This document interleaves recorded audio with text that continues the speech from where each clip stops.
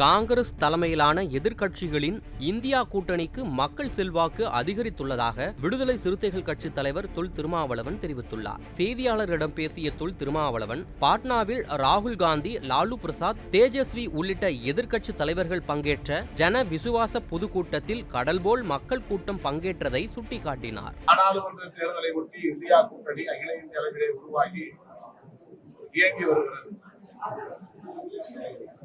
சில நாட்களுக்கு முன்பு பீகாரிலே லாலு பிரசாத் யாதவ் அவர்களின் கட்சி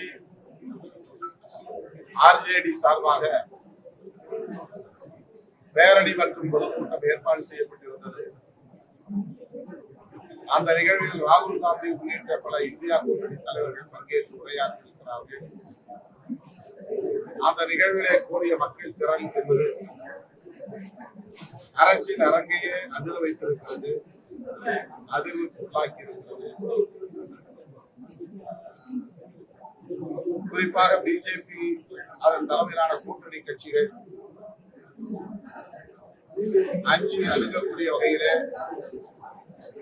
அந்த மாபெரும் மக்கள் திரள்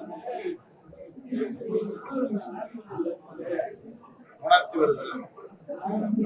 இந்தியா கூட்டணி அங்கீகாரத்தை மக்களிடையே பெற்றிருக்கிறது என்பதற்கு அடையாளமாக அந்த நிகழ்ச்சி அமைந்திருக்கிறது. செய்திகளை உள்ளது உள்ளபடி தெரிந்து கொள்ள ரெஃப்ளெக்ட் நியூஸை சப்ஸ்கிரைப் பண்ணுங்க.